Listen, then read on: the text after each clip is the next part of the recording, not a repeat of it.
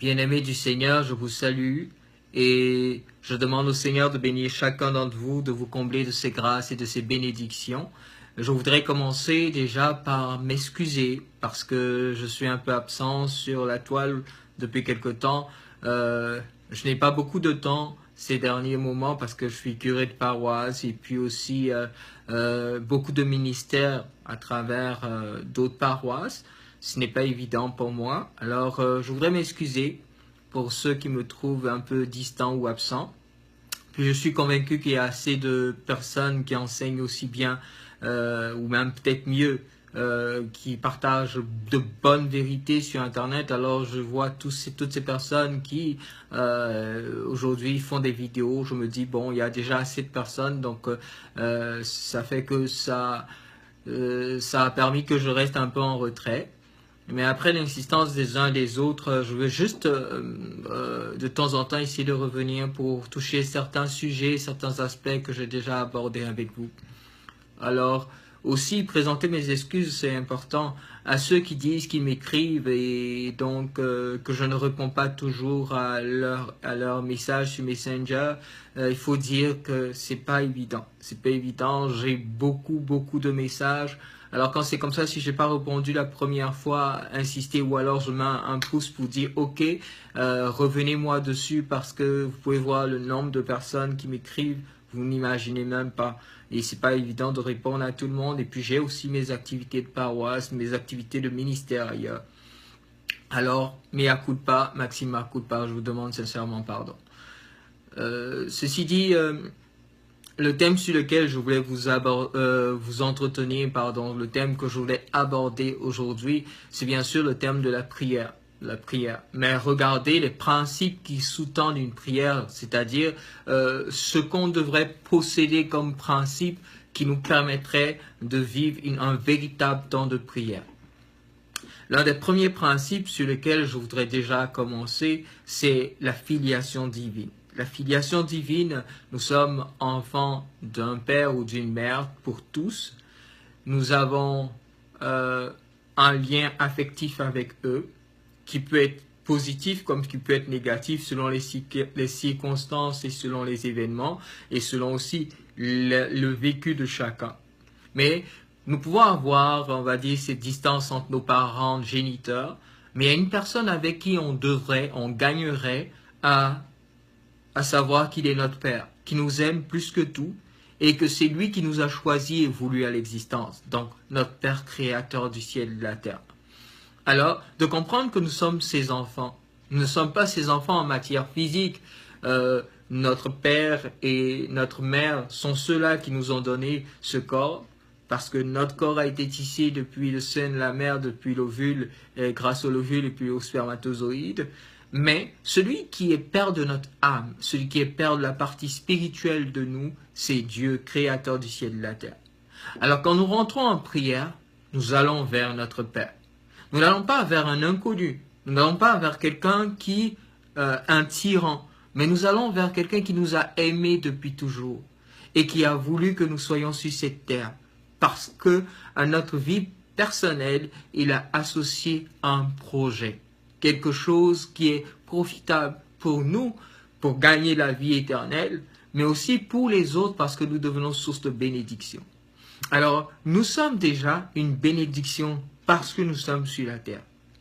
Et celui qui nous a tant aimés, qui nous a fait venir sur la terre, c'est Dieu le Père. Il est notre Père.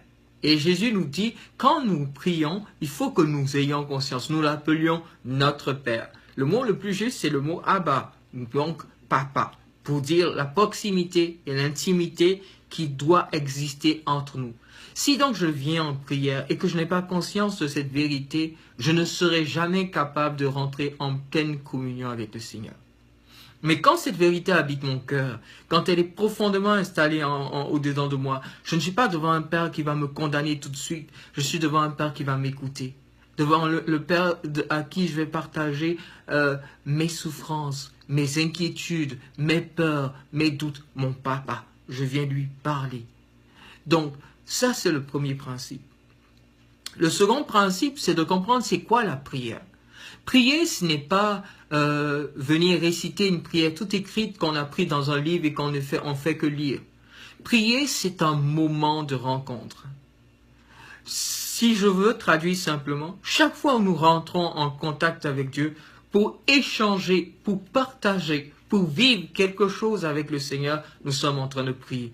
Même s'il n'y a pas de mots prononcés, pourvu que dans notre intention intérieure, nous voulons rentrer en communion, en communication, en rencontre avec Dieu. Dès que nous sommes dans un tel état, nous sommes en état de prière. Parce que l'une des erreurs que les uns et les autres font, c'est de penser qu'il faut forcément vocaliser, il faut forcément dire quelque chose, il faut forcément exprimer quelque chose pour que nous soyons dans la prière. Il faut élever la voix, il faut qu'on voit par notre mine ou par notre aspect extérieur que nous sommes en train de prier. Mais ce n'est pas ça, prier. Prier, c'est un moment de rencontre.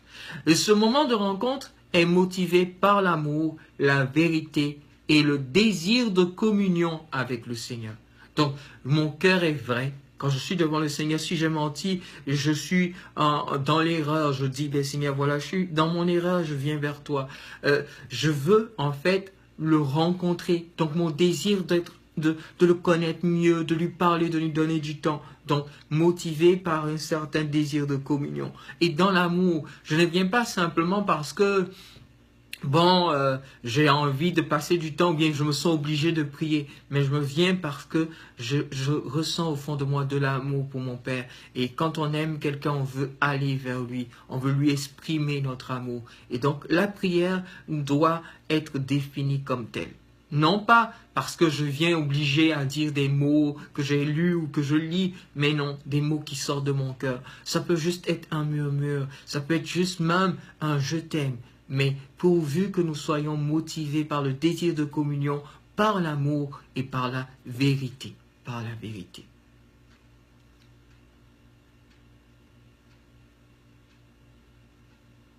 La prière est un besoin nécessaire.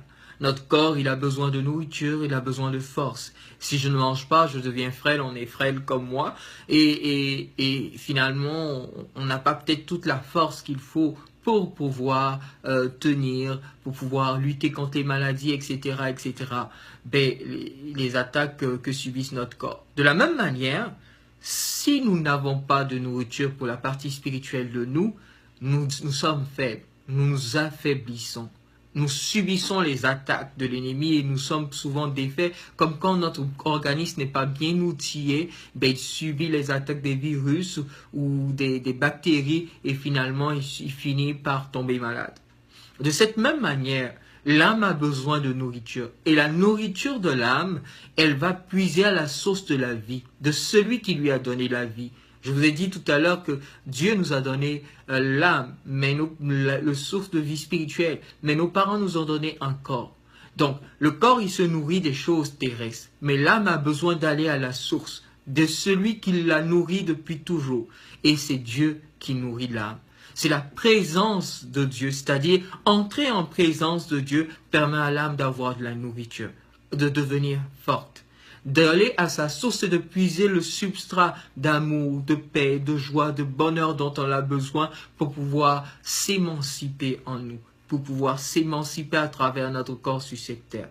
Donc, l'âme a une nourriture. Et la nourriture de l'âme, c'est la prière. La nourriture de l'âme, c'est ce qui renvoie au monde spirituel. La nourriture de l'âme, c'est la parole de Dieu. La nourriture de l'âme, c'est chaque fois où l'âme est capable de rentrer en communion avec Dieu et d'en tirer un substrat qui lui est nécessaire et qui lui est indispensable.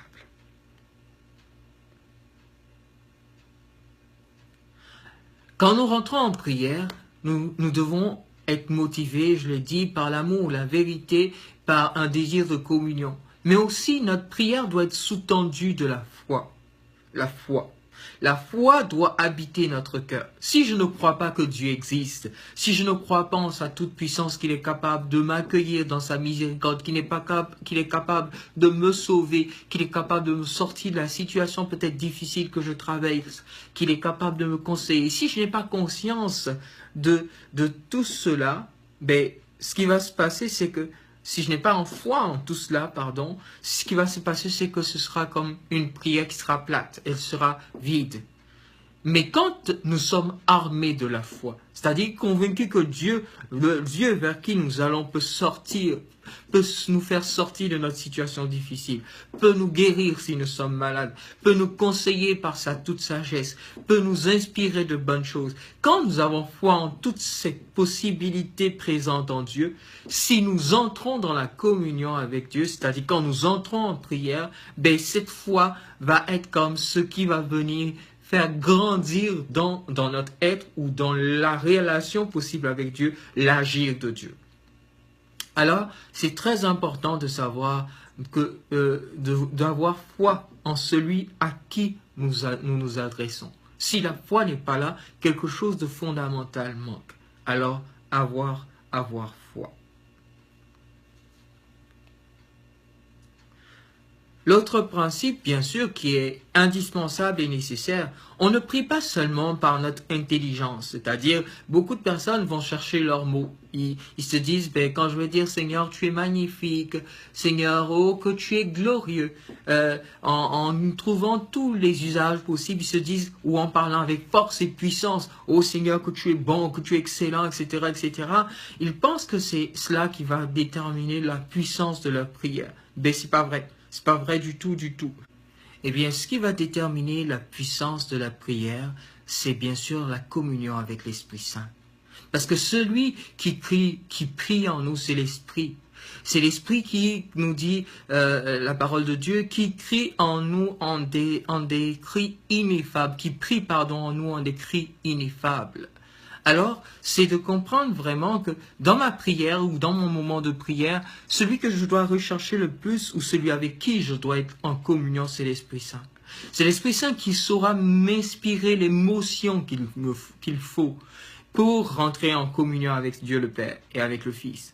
C'est l'Esprit Saint qui va nourrir mon être intérieur d'amour profond pour que je puisse rejoindre dans la communion d'amour le Père, le Fils, le Père et le Fils. Alors c'est bon de lui donner de la place. Je ne peux pas commencer ma prière sans avoir invoqué l'Esprit Saint. Sinon, je prierai de manière machinale ou de manière mécanique ou de manière intellectuelle, mais pas avec le cœur. Lorsque j'invoque l'Esprit Saint, lorsque je demande qu'il vienne prier en moi, l'Esprit Saint ira chercher ce qu'il y a de plus beau et de meilleur comme sentiment ou comme perspective pour l'orienter, le présenter à Dieu. Alors c'est lui qui est le maître dans la prière. C'est donc dans l'amour et dans la communion de l'Esprit que je dois présenter mon cœur à Dieu. Et c'est lui qui me guidera et qui m'inspirera les paroles, les gestes ou ce qu'il faut pour demeurer pleinement en communion avec le Seigneur. La dernière chose que je pourrais dire, c'est bien sûr la prière imprégné d'amour. Pas seulement pour Dieu, je l'avais tantôt dit, mais aussi imprégné d'amour pour le prochain. Si je prie, je ne prie que seulement pour moi, pour ma famille, pour mes problèmes, il y a quelque chose qui manquera forcément à ma prière. Je vais prier peut-être avec amour en répondant vers Dieu le Père, en me tournant vers Dieu le Père. Je vais peut-être prier avec beaucoup de générosité en louant le Seigneur. Mais si, dans ma prière, je n'ai pas un moment pour présenter le monde, autrui, mon prochain au Seigneur, il y a quelque chose qui manque à ma prière. Si, dans ma prière, je n'ai pas le temps pour intercéder pour tous ceux qui ont besoin d'être regardés par Dieu dans une certaine faveur, ben, je manque quelque chose dans la prière. Alors, normalement, toute vraie prière, toute bonne prière doit être toujours orientée dans une perspective au final ou à un certain moment de la prière, dans une perspective d'intercession. Donc, de prier aussi pour les autres, de ne pas se centrer sur soi-même, parce que la prière par elle-même, elle est amour et générosité d'amour. Alors, pensez-y, quand vous priez, prenez le temps de vivre les étapes que je vous ai données, de vous rappeler que Dieu est Père, de vous rappeler donc votre filiation divine, de vous rappeler de la nécessité de vous rendre proche et de vivre dans l'amour, la vérité et surtout dans un désir de communion que vous rentrez en présence de Dieu. De vous rappeler aussi que la prière est une nourriture pour vous, donc quelque chose de fondamental dont vous ne pouvez pas vous passer. De vous imprégner de foi Et enfin, de laisser surtout l'Esprit Saint vous guider dans vos temps de prière. Laissez l'Esprit Saint parler en vous, au Père et au Fils, pour que justement au travers de ce que vous allez vivre, vous puissiez voir la gloire de Dieu et vous puissiez être exaucés. Peut-être la finale qui me revient à cœur, ce que je vous ai donné comme démarche n'est pas une démarche magique pour que vous voyez toutes vos prières exaucées. Ce que je vous ai donné comme démarche est une démarche de communion profonde. Comment je peux rentrer en communion et faire un avec le Seigneur. Vivre quelque chose de profond qui fait que quand je sors de mon temps de prière, je suis ressourcé, je suis régénéré. Voilà, je vous bénis vraiment de tout mon cœur. J'espère que cette vidéo vous sera profitable et qu'elle vous permettra de devenir en fait des communions en Dieu dans la prière et que Dieu vous bénisse dans tout ce que vous faites, dans tous vos projets, qu'il vous garde en santé. Et priez pour moi, pauvre pécheur, que je puisse toujours m'améliorer et suivre le droit chemin de l'Évangile. Merci pour tout. Et puis merci aussi pour tous ceux qui m'excuseront de n'avoir pas répondu à leur message. Que Dieu vous bénisse et qu'il demeure en vous pour l'éternité. Amen, par son Esprit Saint.